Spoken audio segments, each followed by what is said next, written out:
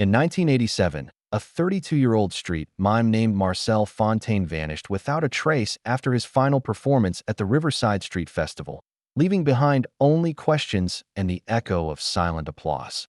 But 19 years later, when subway construction crews broke through into an abandoned utility tunnel beneath downtown, they would make a discovery so shocking it would unravel a mystery that had haunted the city's street performer community for nearly 2 decades. Detective Sarah Chun had seen her share of cold cases during her 15 years with the Metropolitan Police Department, but nothing quite like this. The call came on a Tuesday morning in October 2006, just as the autumn chill was settling over the city. Construction crews extending the Metro Blue Line had encountered something unexpected in the depths below Riverside Avenue, something that would require a detective's attention. What they found would lead Sarah down a path she never could have anticipated, through the hidden world of street performers and into the forgotten spaces beneath the city where dreams sometimes go to die. Before we jump back in, tell us where you're tuning in from, and if this story touches you, make sure you're subscribed. Because tomorrow, I've saved something extra special for you. The construction site buzzed with controlled chaos when Sarah arrived. Hard hats and reflective vests moved like bright insects against the gray concrete landscape of urban development. Foreman Rick Castellanos met her at the site entrance, his weathered face creased with the kind of concern that comes from decades of construction experience. Detective Chin, Rick Castellanos, site supervisor. Thanks for coming out so quick. His handshake was firm, calloused from years of physical work. I've been in construction for 32 years, seen all kinds of weird stuff when we dig deep like this. Old foundations, forgotten basements, sometimes artifacts from way back. But this is different. Sarah followed Rick across the work site, past idling machinery and stacks of concrete pipe segments. The steady rhythm of jackhammers provided a percussive backdrop to their conversation. Workers glanced up as they passed, their expressions mixing curiosity with the unease that comes from discovering something that doesn't belong in the ordered world of construction schedules and engineering plans. We're extending the Blue Line tunnel system, Rick explained as they walked. Part of the Metropolitan Transit Authority's expansion project. Been working this section for about 3 months now. Most of it's been straightforward, just digging through standard earth and rock formations. But yesterday morning, around 10:30, the crew working the eastern section broke through into what we initially thought was a natural cavern. They approached a temporary structure that housed the entrance to the excavation site.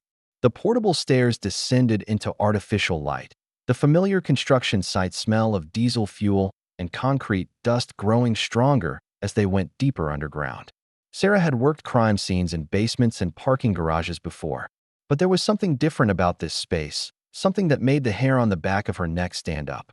The thing is, Rick continued as they descended, once we got down there with proper lighting and surveying equipment, we realized it wasn't a natural formation at all. It's part of the old utility tunnel system, probably built in the 1960s or early 1970s. Most of these tunnels were sealed off years ago when the city updated its infrastructure layout. Official records show this particular section was closed sometime in the late 1980s after flooding issues. The bottom of the stairs opened into a staging area where construction workers had set up temporary lighting and work tables. The space felt different from the bustling activity above ground. Down here, voices carried strange echoes, and the constant background noise of the city was replaced by the hum of generators and ventilation equipment. Now, here's where it gets interesting, Rick said, lowering his voice even though they were surrounded by the mechanical sounds of the work site. When we broke through the barrier wall, we expected to find empty tunnel space, maybe some old utility lines or debris. Instead, we found something that clearly doesn't belong in a utility tunnel that's been sealed since the 1980s. Sarah felt the familiar quickening of pulse that came with the beginning of a new case. In her experience, when construction crews called the police about discoveries in sealed underground spaces, it usually meant one of two things. Either they had found human remains, or they had stumbled across evidence of criminal activity. Sometimes both. What exactly did your crew find, Rick? That's why we called you folks. It's better if you see it for yourself. I don't want to influence your professional opinion by describing it wrong. Rick gestured toward a larger opening. that had been cut through what appeared to be a reinforced concrete wall. Temporary lighting had been strung through the opening, casting harsh shadows that made the space beyond look both inviting and ominous. "Before we go in there," Sarah said, pulling out her notebook, "I need some basic information about the discovery, timeline, and who's had access to the area since you broke through." Rick nodded approvingly. "Smart thinking. We broke through at approximately 10:30 yesterday morning. I was the first person to go inside, just to do a safety assessment. Found what's in there around 11:15. Immediately pulled my crew back and sealed the area. Only people who've been inside since then are myself, my assistant foreman Tony Ruiz, and the MTA safety inspector who came out yesterday afternoon to clear the space for investigation. Any chance this could be connected to recent criminal activity? Homeless encampment, drug activity, anything like that?" "That's what we thought initially, but no. Whatever's in there has been undisturbed for a long time. You'll see what I mean when we get inside. The dust patterns, the way everything's positioned, it's like stepping back in time." Sarah made notes as Rick spoke. Cold cases fascinated her, precisely because they offered glimpses into different eras, moments frozen in time by circumstance or tragedy. She had worked cases where evidence sat undisturbed for years, waiting for the right combination of investigation and technology to unlock their secrets. "All right, let's take a look." The opening in the concrete wall was large enough for two people to walk through side by side. Rick handed Sarah a hard hat and a powerful flashlight before leading her into the tunnel beyond. The change in atmosphere was immediate and striking. Where the construction area had been filled with the sounds and smells of active work, this space felt heavy with age and abandonment. The tunnel stretched away in both directions, disappearing into darkness beyond the reach of their flashlights. The walls were smooth concrete, stained with decades of moisture and the mineral deposits that come from underground water seepage. The floor was surprisingly level, covered with a layer of dust and debris that spoke of long years without human activity. "The main discovery is about 50 yards down this way," Rick said, pointing his flashlight beam toward the left. "Watch your footing. The floor is solid, but there are some uneven spots where settling has occurred over the years." As they walked deeper into the tunnel, Sarah became increasingly aware of how effectively the space had been sealed from the outside world.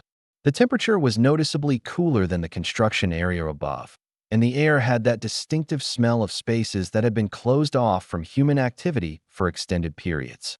Not unpleasant, but definitely different from the normal smells of urban underground spaces. "Here," Rick said, stopping at a point where his flashlight beam revealed something that clearly didn't belong in an abandoned utility tunnel. Sarah's breath caught as she took in the scene before them.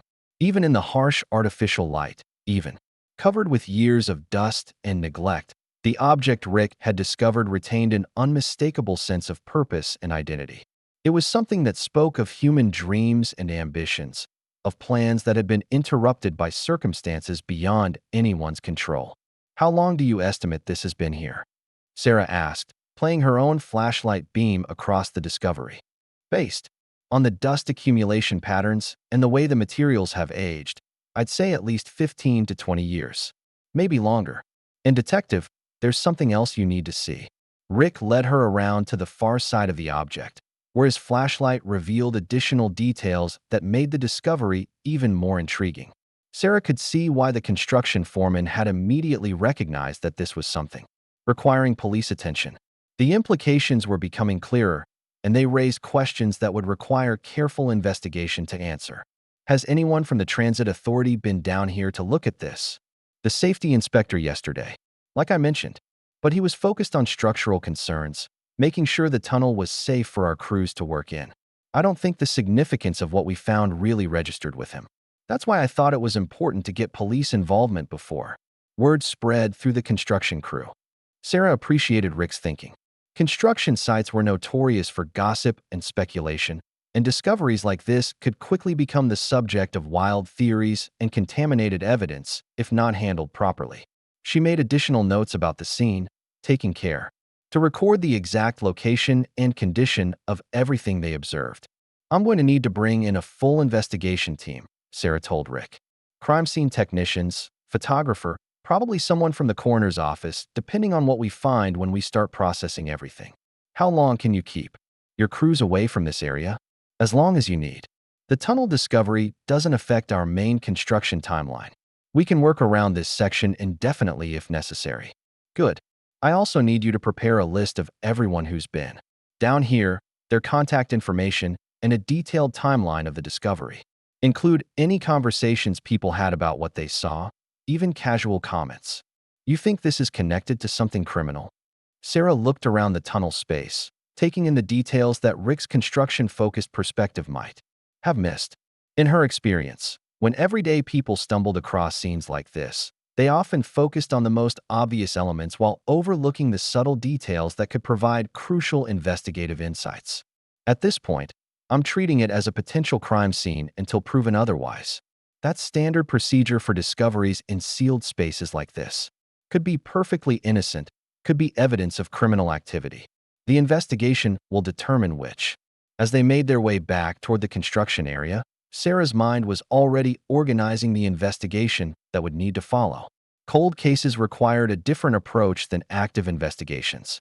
The physical evidence had to be processed carefully because it might be the only evidence available. Witnesses were harder to locate after years or decades had passed. Official records might be incomplete or stored in different filing systems. But cold cases also offered certain advantages. Sometimes the passage of time loosened tongues, making people more willing to share information they might have withheld years earlier. Technological advances in forensic analysis could extract information from evidence that would have been useless in previous decades. And occasionally, distance from the original emotions and conflicts surrounding a case allowed investigators to see patterns that weren't visible at the time. Back at the staging area, Sarah exchanged contact information with Rick and arranged for the tunnel area to remain sealed until her investigation team could process the scene properly. She also asked Rick to prepare his crew for interviews, explaining that even though they weren't suspects, their observations about the discovery could provide valuable information. One more question, Sarah said as they prepared to return to street level. In your professional opinion, based on what you observed down there, what's your best guess about how long that area has been undisturbed? Rick considered the question carefully. Like I said before, at least 15 to 20 years based on the dust accumulation and the condition of the materials. But honestly, detective, it could be longer. The way everything was positioned, the lack of any signs of recent disturbance, it's like someone just walked away one day and never came back. That phrase stayed with Sarah as she drove back to the police station. Someone just walked away one day and never came back. It suggested a story of interrupted plans, of something that had been left unfinished for reasons that would require investigation to understand. The station, Sarah's first stop was the records department, where civilian employee Margaret Holbrook had spent the last 12 years helping detectives navigate the complexities of the police department's filing systems. Margaret had an almost supernatural ability to locate information in the maze of paper files, computer databases, and microfilm records that documented decades of police work. Sarah, what brings you down to the dungeons today? Margaret's greeting was characteristically cheerful despite the cramped, windowless workspace she inhabited. I need help tracking down information about a missing person case from 1987. Male, probably in his 30s, might have been involved in street performing or entertainment industry. 1987. That's going to be mostly paper files, maybe some early computer entries if we're lucky. Any chance you have a name? Not yet. I'm working backwards from a discovery made this morning. Construction crew found something underground that might be connected to someone who disappeared around that time period. Margaret's eyes lit up with the enthusiasm that came from tackling a challenging research puzzle. Underground discovery. 1987 missing person, street performer. That's enough to start with. What part of the city? Riverside area, downtown. The discovery was made in old utility tunnels that were sealed sometime in the late 1980s. Oh, that's helpful. There was flooding in those tunnels. I remember hearing about it. Let me start with missing persons reports from 1987 and 1988. Focus on males aged 25 to 40. See what we find. While Margaret began her search, Sarah returned to her desk to organize the investigation that would be required. The first step would be processing the tunnel scene properly, with full documentation and evidence collection. Depending on what the crime scene team found, she might need to expand the search to include other parts of the sealed tunnel system. She also made a note to contact the Metropolitan Transit Authority's Historical Records Department. If the tunnels had been sealed due to flooding, there should be documentation about the incident, including dates, affected areas, and safety procedures that were followed. Understanding the timeline of when and why the tunnels were sealed could provide crucial context for interpreting whatever they had found. The phone rang just as Sarah was finishing her preliminary case notes. Detective Chun, this is Margaret. I think I found something interesting. There's a missing person report from October 1987. Male named Marcel Fontaine, age 32. Listed occupation as street performer, last seen in the Riverside area after a festival performance. Sarah felt the familiar thrill that came with the first solid lead in a new investigation. Marcel Fontaine, can you pull the complete file? Already on it. I'm bringing it up to you now. And Sarah, there's something else. The report mentions that Fontaine was involved in planning some kind of circus performance, had invested money in equipment, and was looking for rehearsal space. The pieces were beginning to form a pattern, the kind of pattern that experienced detectives learned to recognize. A street performer who disappeared in 1987. A discovery in sealed tunnels that dated back to the same time period. The investment in circus equipment and the search for rehearsal space. Sarah's phone rang again before Margaret could arrive with the file. Detective Chin, this is Rick Castellanos from the construction site. I've been thinking about what we found down there, and I realized there's something else I should probably mention. What is it, Rick? Well, when I was examining the tunnel area more carefully this afternoon, I noticed something I missed this morning. There are signs that someone had been using that space for something before it was sealed. Not recent activity, but old modifications that were made to the tunnel structure itself. What kind of modifications? Looks like someone had set up some kind of temporary electrical connections, ran extension cords from the main utility lines. There are also anchor points drilled into the walls, the kind you'd use to secure equipment or staging. It's subtle, but once you know what to look for, it's definitely there. Sarah made careful notes as Rick described what he had observed. The picture that was emerging suggested that Marcel Fontaine might have found the rehearsal space he was looking for in the underground tunnels. If he had been using the space for circus practice and had been caught there when the flooding occurred, it would explain both his disappearance and the presence of his equipment in the sealed tunnel.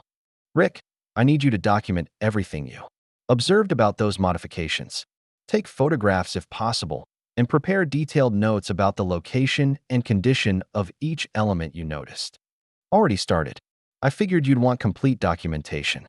Margaret arrived at Sarah's desk just as she was finishing the call with Rick. The missing person file she carried was thicker than Sarah had expected, suggesting that Marcel Fontaine's disappearance had generated significant investigation at the time. Here's everything we have on Marcel Fontaine, Margaret said, setting the file on Sarah's desk. Missing person report filed October 15, 1987, by his sister Louise Fontaine. Investigating officer was Detective Raymond Torres, who retired about 8 years ago but still lives in the area. Sarah opened the file and began reading through the initial missing person report. Marcel Fontaine had been 32 years old. At the time of his disappearance, employed as a street mime and performer in the downtown area.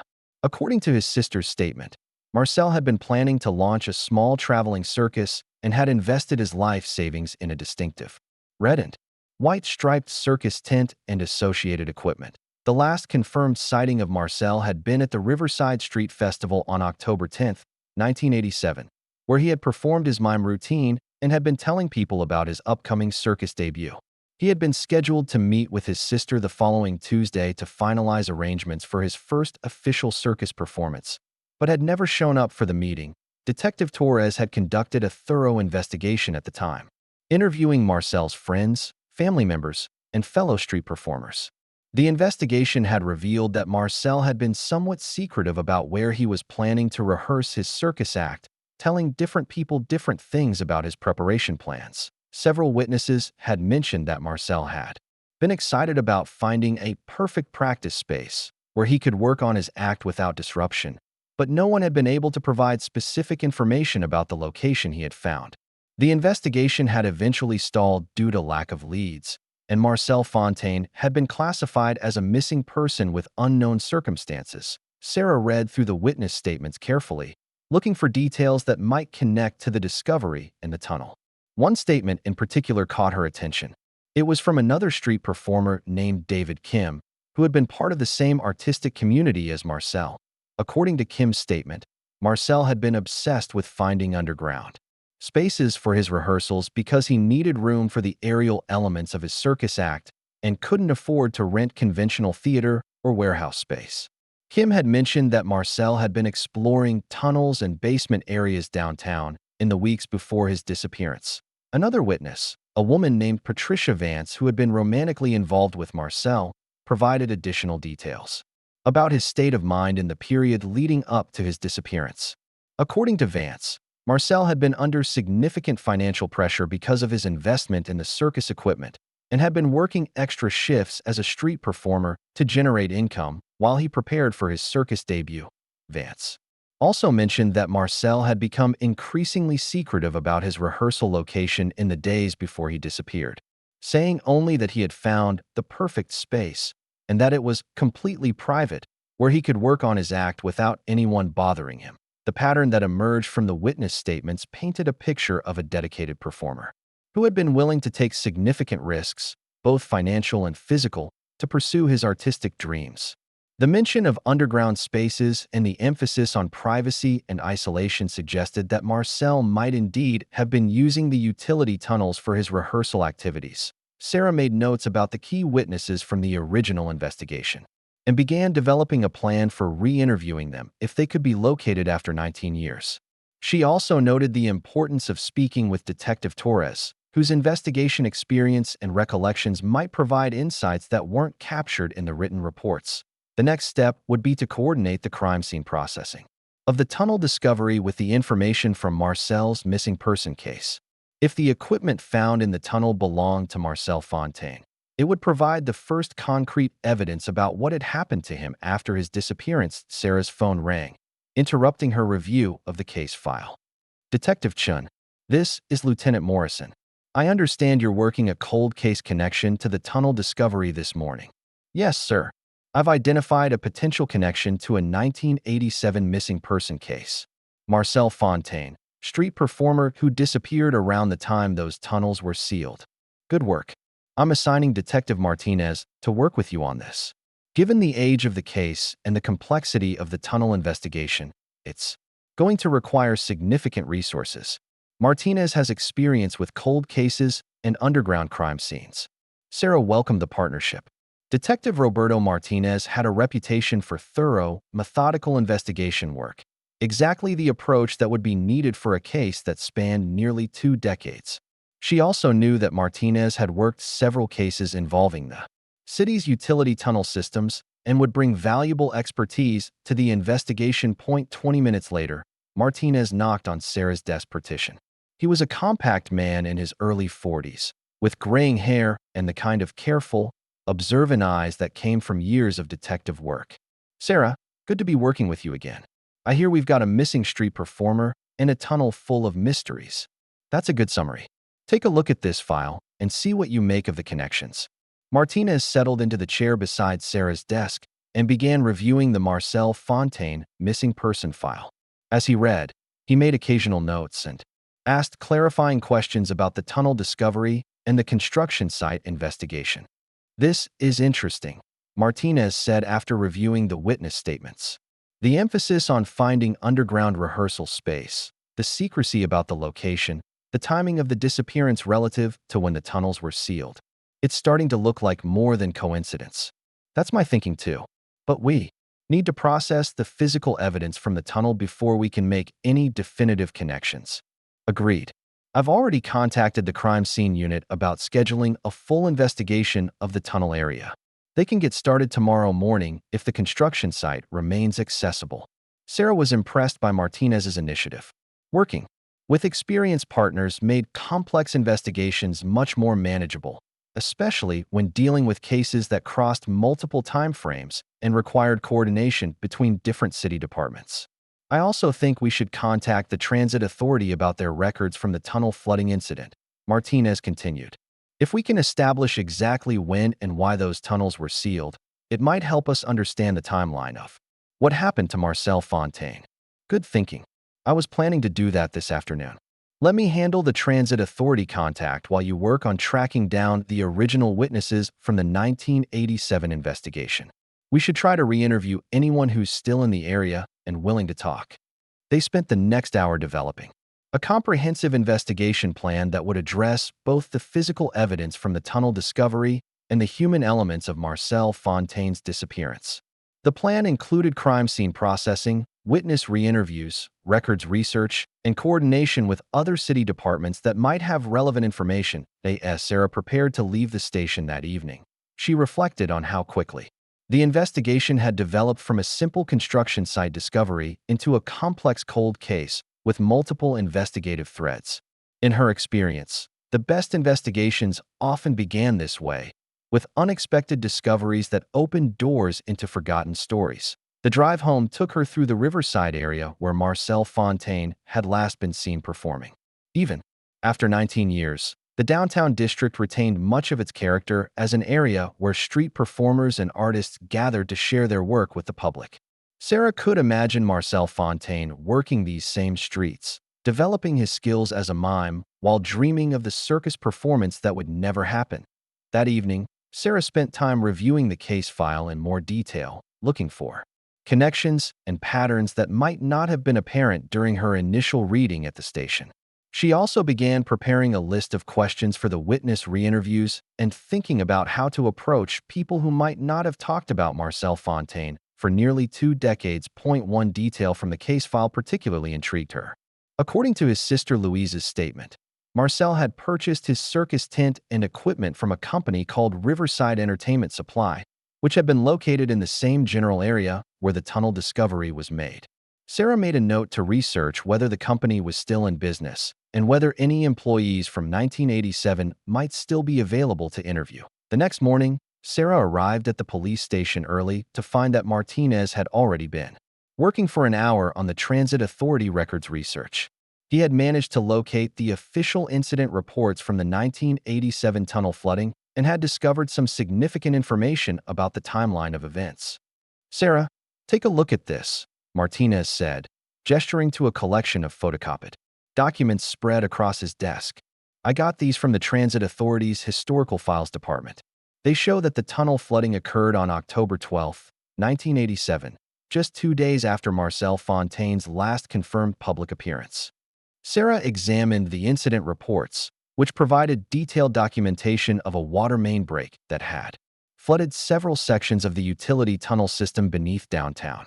According to the reports, the flooding had been severe enough to require emergency pumping operations and had resulted in the decision to permanently seal the affected tunnel sections to prevent future water damage.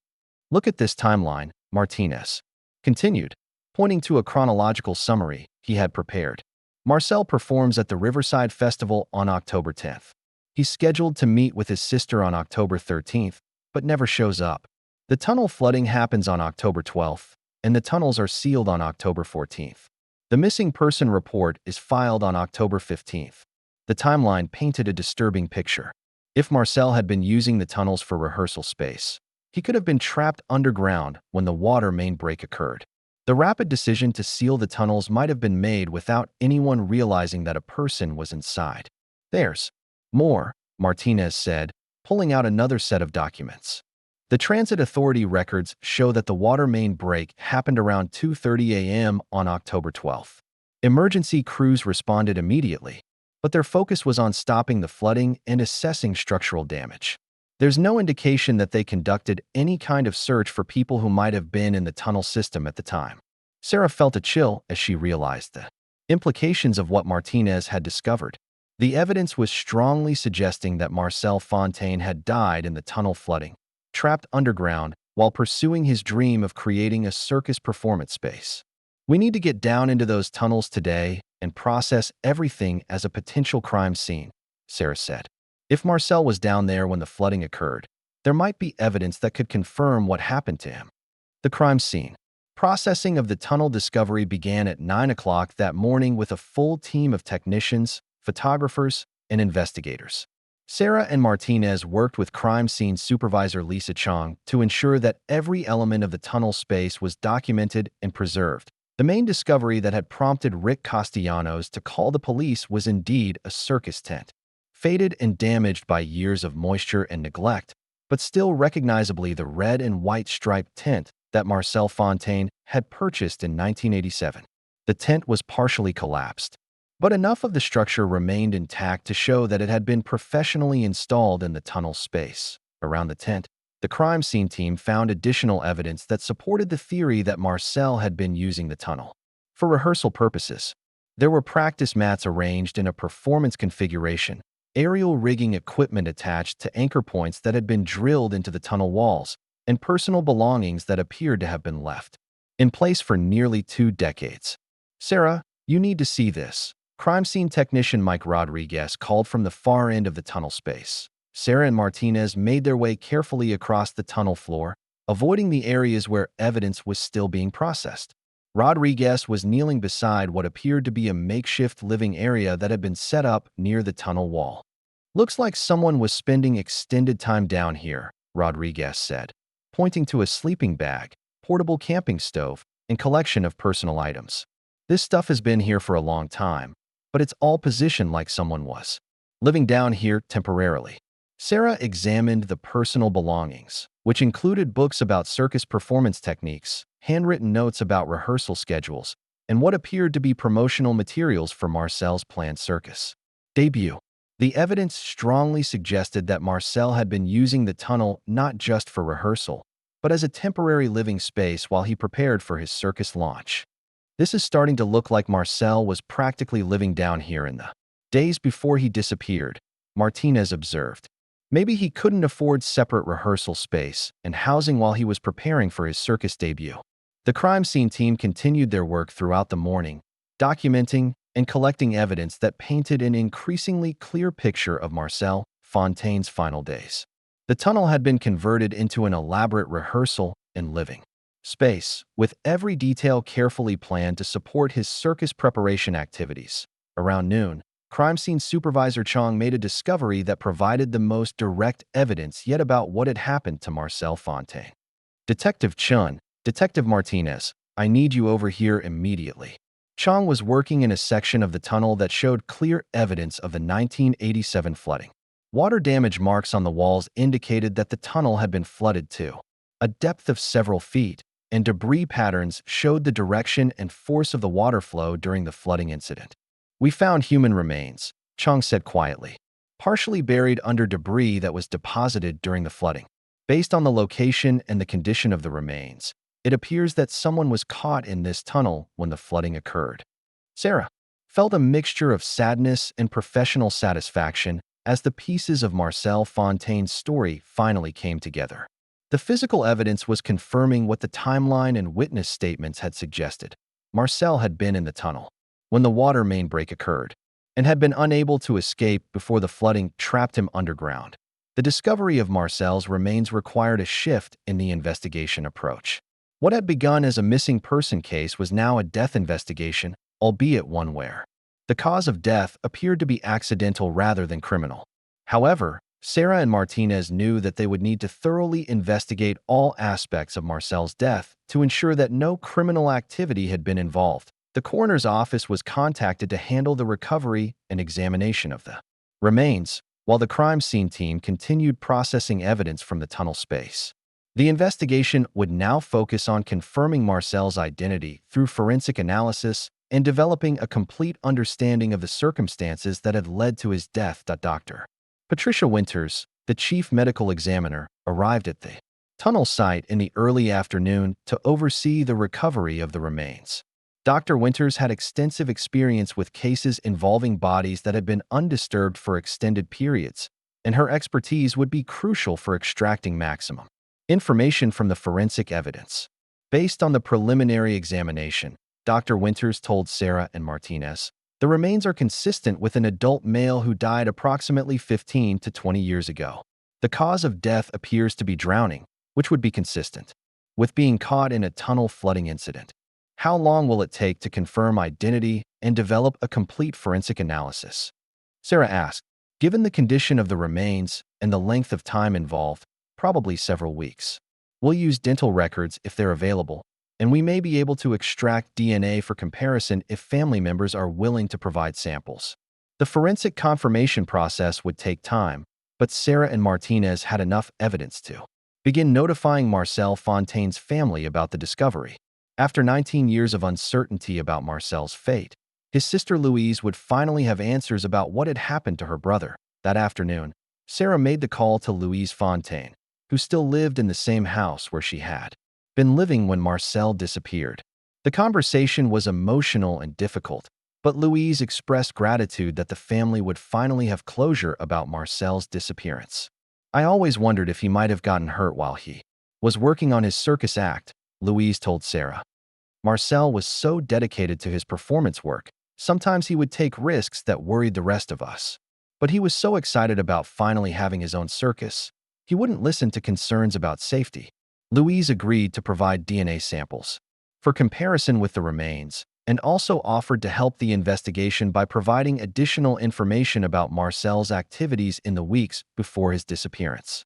She had kept all of Marcel's personal belongings and paperwork related to his circus plans, materials that might provide valuable insights into his state of mind and decision-making process.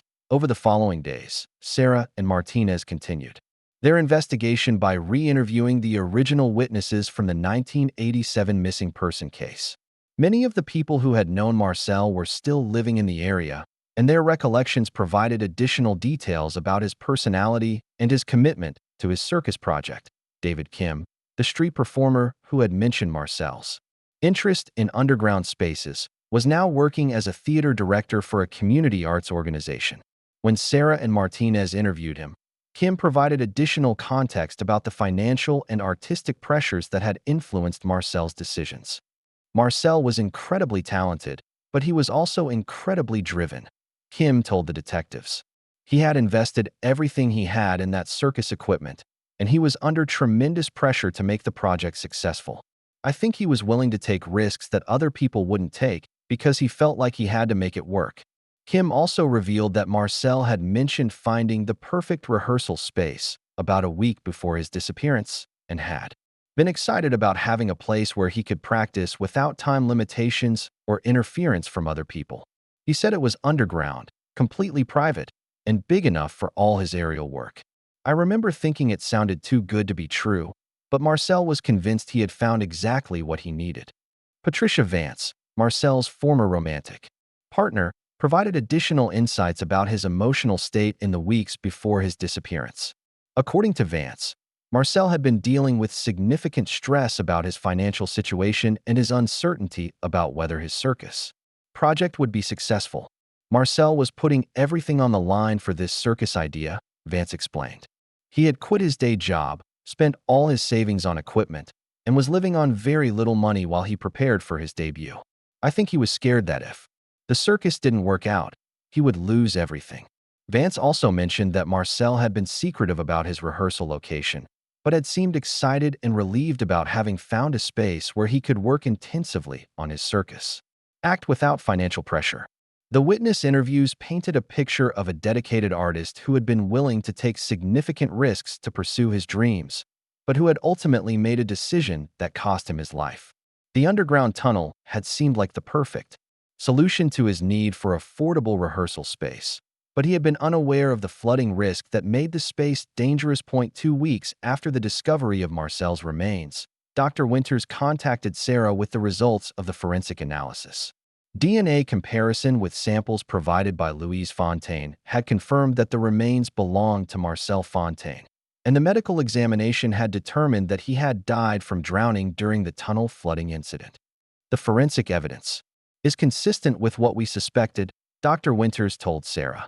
Marcel was in the tunnel when the flooding occurred and was unable to escape before the water level rose high enough to cause drowning.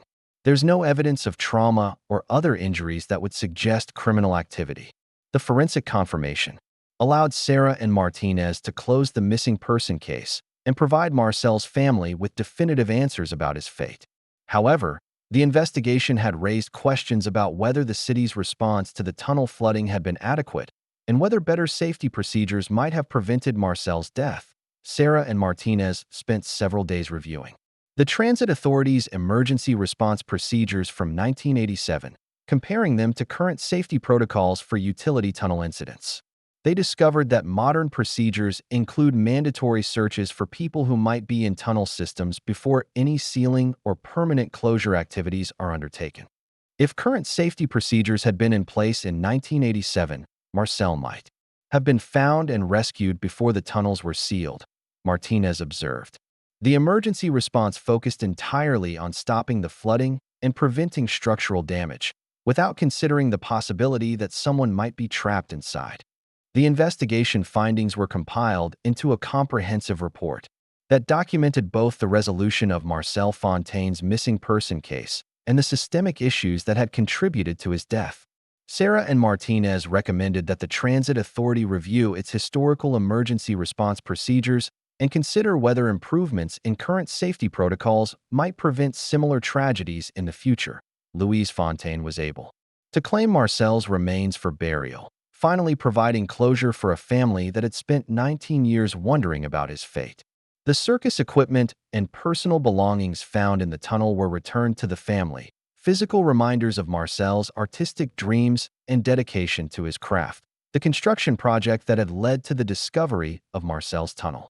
Space was able to proceed with modifications to preserve part of the area as a memorial to Marcel and other street performers who had pursued their artistic dreams in the urban underground spaces of the city.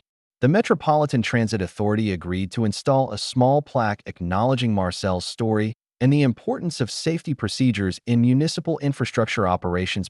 6 months after the initial discovery, Sarah received a call from Louise Fontaine with news that brought an unexpected conclusion to the Marcel Fontaine case.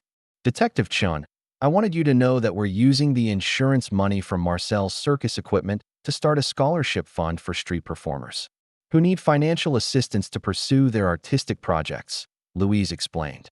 "We're calling it the Marcel Fontaine Memorial Fund for Performing Arts. The scholarship fund would provide grants to help street performers and circus artists access safe, affordable rehearsal spaces and training opportunities, ensuring that other artists wouldn't face the same pressures that had led Marcel to seek out the dangerous underground tunnel space. Marcel always wanted to bring joy to people through his performances," Louise continued. "I think he would be happy to know that his story is helping other performers achieve their dreams in safer ways." Sarah was moved by the family's decision to create something positive from the tragedy of Marcel's death. It represented the kind of healing and growth that she hoped to see emerge from the difficult cases she investigated. The Marcel Fontaine case remained one of the most memorable investigations of Sarah's career, not because of its complexity or dramatic elements, but because of the human story it revealed.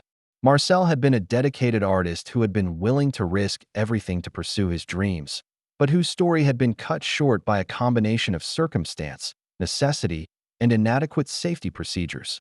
The case also highlighted the invisible struggles of street performers and other artists who work in urban environments, often facing financial pressures that force them to make dangerous compromises in pursuit of their artistic goals. Marcel's story became a reminder of the importance of supporting arts communities and ensuring that safety considerations are prioritized in municipal infrastructure operations. Detective Martinez was promoted to lieutenant 6 months after the Fontaine case was closed, and he often referenced the investigation as an example of how thorough, methodical police work could provide closure for families and contribute to improvements in public safety procedures. Sarah continued to work cold cases, drawn to the challenge of solving mysteries that had remained unsolved for years or decades. The Marcel Fontaine investigation had demonstrated how construction discoveries and other unexpected events could provide new opportunities to resolve old cases and bring closure to families who had been waiting for answers. The tunnel where Marcel had died was eventually incorporated into the expanded metro system, but with safety modifications that included emergency communication systems and improved drainage to prevent future flooding incidents. The Marcel Fontaine Memorial Fund continued to provide support for street performers and circus artists, ensuring that his legacy would continue to contribute to the artistic community he had loved. 5 years after Marcel's remains were discovered, Sarah attended the annual memorial service that Louise Fontaine organized to honor her brother's memory and celebrate the achievements of scholarship recipients. The service was held in Riverside Park, near the location where Marcel had given his final street performance in 1987. Marcel always believed that art could bring people together and create moments of joy in unexpected places, Louise said during her remarks at the memorial service. Through the scholarship fund and the safety improvements that resulted from the investigation of his death, Marcel's commitment to supporting other artists continues to make a positive difference.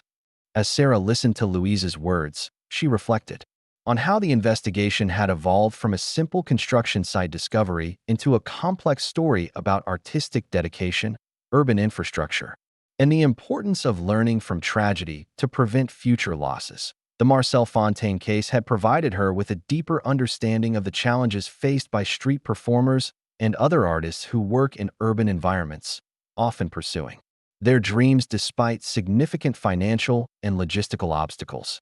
Marcel's story was a reminder that behind every missing person case was a complex human life with hopes, dreams, and relationships that deserved careful investigation and respectful closure. The scholarship recipients who spoke at the memorial service represented the ongoing impact of Marcel's story. Young artists who were able to pursue their dreams safely because of the support provided by the Memorial Fund and the safety improvements that had resulted from the investigation of Marcel's death. Sarah's investigation of the Marcel Fontaine case had taken her deep into the hidden world of street performers and the forgotten spaces beneath the city where dreams sometimes collide with harsh realities. The discovery of Marcel's circus tent in that abandoned tunnel had unlocked a story of artistic dedication and tragic circumstance, providing closure for a family and contributing to improved safety procedures that would protect other people in the future. But most importantly, the case had demonstrated how thorough, compassionate investigation work could honor the memory of people like Marcel Fontaine, ensuring that their stories were told completely and that their deaths contributed to positive changes that would benefit others. In the end, that was what made the difficult work of investigating cold cases worthwhile. The opportunity to provide answers, closure, and sometimes even hope for families who had been waiting in uncertainty for far too long.